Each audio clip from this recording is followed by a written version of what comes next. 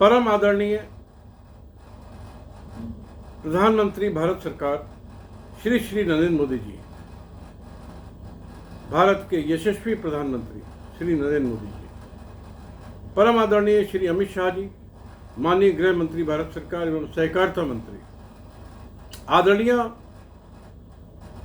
वित्त मंत्री भारत सरकार श्रीमती निर्मला सीतारमण जी एवं आदरणीय परम आदरणीय मुख्यमंत्री श्री योगी आदित्यनाथ जी, पूरे देश में सहारा कंपनी सोसाइटी के पीड़ित निवेशक भाइयों और बहनों, मैं अजय टंडन, अधिवक्ता सर्वोच्च न्यायालय, राष्ट्रीय अध्यक्ष ईमानदार भारतीय पार्टी, साथियों और आदरणीय बंधुवर, मातृशक्ति, आज मैं आपको दुनिया के सबसे बड़े ठग, भ्रष्टाचारी, लुटेरे, आज के युग के रावण से भी बड़ा राक्षस सुब्रत राय सहारा के बारे में कुछ विशेष जानकारी देने जा रहा हूं। भाइयों और बहनों, आप सोचते होंगे कि सहारा समूह के खिलाफ पूरे देश में मेरे जैसे क्रांतिकारियों ने एक बड़ी जंग छेड़ रखी है।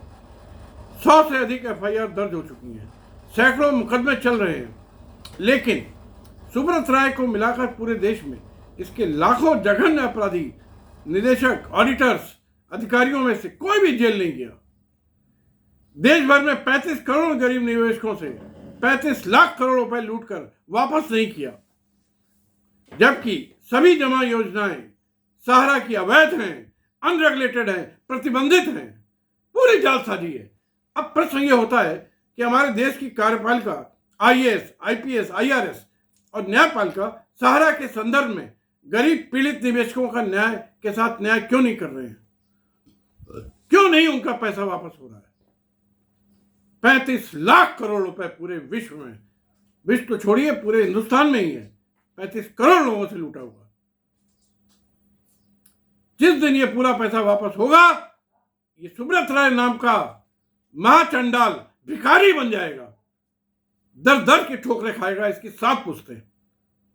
मैं इस विषय पर ज्यादा नहीं बोलूंगा, लेकिन आपकी जानकारी में सहारा समूह के विभिन्न कंपनियों में डायरेक्टरों के पद पर पदासीन उन महान भावों के नाम बता रहा हूं जो एक समय में मेरे भारत में अत्यंत महत्वपूर्ण पदों पर पदासीन थे और सेवानिवृत्ति के बाद, रिटायरमेंट के बाद सहारा समूह के डायरेक्टर बन गए और मोटी तनख्वाह प्राप्त कर रहे हैं। उनके नाम में निम्न प्रकार हैं। यहां मैं किसी का अपमान करना नहीं चाहता, लेकिन देश की वास्तविकता से अवगत अवश्य कराना चाहता हूं। पहला नाम है सर्वोच्च न्यायालय के अवकाश प्राप्त मुख्य न्यायाधीश श्री कमल नारायण सिंह, जो कि अवकाश प्राप्ति के बाद सहारा प्राइम सिटी लिमिटेड में डायरेक्टर के पद पर कार्यरत है। सहारा प्राइम सिटी जिसने करोड़ों लोगों का पैसा मारा है। भारत के अवकाश प्राप्त चीफ इलेक्शन कमिश्नर, जिनका बहुत आदर है, श्री टीएन शेषन जी, जो कि सहारा प्राइम सिटी में डायरेक्टर के पद पर कार्यरत थे। दुर्भाग्यवश 2019 में उनका देहांत हो गया था। आंध्र प्रदेश कलकत्ता हाईकोर्ट के मुख्य न्यायाधीश अवकाश प्राप्त श्री प्रभा शंकर मिश्रा जी, जो सहारा में डायरेक्टर के पद पर कार्यरत हैं। श्री के.एस. भटनागर, पूर्व सचिव एवं law and justice company law board के अध्यक्ष, जो सहारा में डायरेक्टर के पद पर कार्यरत हैं।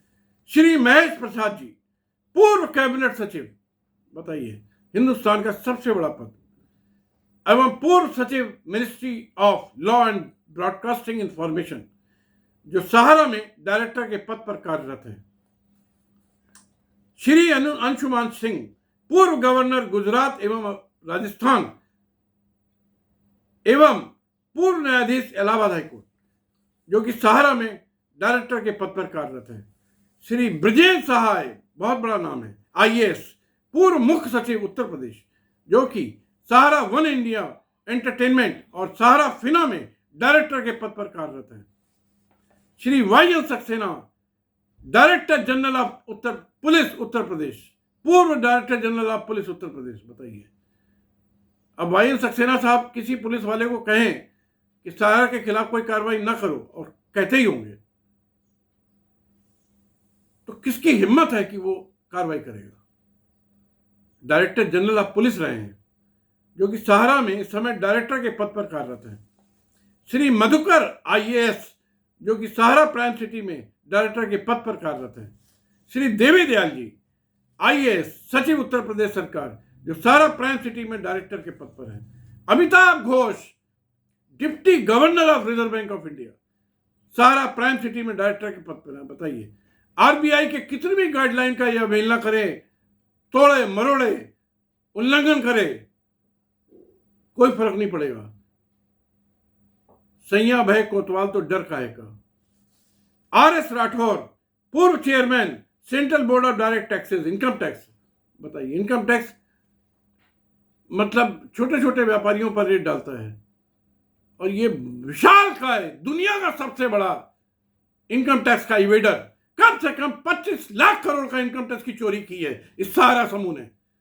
लेकिन उसके chairman central board of direct taxes, उसके सहारा वन मीडिया एंटरटेनमेंट में डायरेक्टर के पद पर कार्यरत है, तो काहे के लिए इनकम टैक्स रेड होगी? आप ही सोचिए। Shri Ratikant Basu, formal additional secretary in ministry of broadcasting and information, director general Doordarshan, secretary to the government of India for department of electronic, Sahara one India entertainment में डायरेक्टर के पद पर है। जनरल सेना के भी लोग हैं। AS Rao, retired general, Sahara में डायरेक्टर के पद पर है। Chairman New India Insurance Company, retired, Shri AC Mukherjee, Sahara में डायरेक्टर के पद पर है। भाई और बहनों, इसके अलावा श्री अमिताभ बच्चन, जिन्हें सिने स्टार, बहुत बड़े हिंदुस्तान के और नई दुनिया के हैं, जिन्होंने सहारा में 96 में 50 करोड़ की मदद ली थी सहारा से। किसी एक फ्रॉड में फंस गए थे अमिताभ बच्चन साहब, तो सहारा ने इनको 50 करोड़ की मदद की थी, और इन्होंने उसके बदले खूब सहारा का प्रचार प्रसार किया, खूब उनके फंक्शंस में शामिल हुए। इससे करोड़ों लोग गुमराह हुए और निवेशक बन गए। और उनकी धर्मपत्नी जया बच्चन जी, जो पार्लियामेंटेरियन है, वो भी सहारा ग्रुप में शामिल है। भाइयों बहनों, ये सभी नाम एक 23 लोगों का सामूहिक ग्रुप फोटोग्राफ हुआ था, जिसमें व्हाइट शर्ट और ब्लैक पैंट और व्हाइट साड़ी, जो सहारा की पारंपरिक ड्रेस है, ब्लैक टाई के साथ 23 लोग का एक ग्रुप हुआ था, जिससे ये सब पता लगता है कि सब एक पारिवारिक सदस्य की तरह थे। और उस ग्रुप फोटो के ऊपर लिखा है कि कर्तव्य काउंसिल के पॉलिसी मेकर्स, डायरेक्टर्स, ये मैं अपने पास से कुछ नहीं कह रहा हूं, वो ग्रुप फोटोग्राफ भी मैं अपने वीडियो में डाल रहा हूं। इसके अलावा सहारा की सभी बैलेंस शीटों में इन डायरेक्टर्स के नाम हैं। वही मेरा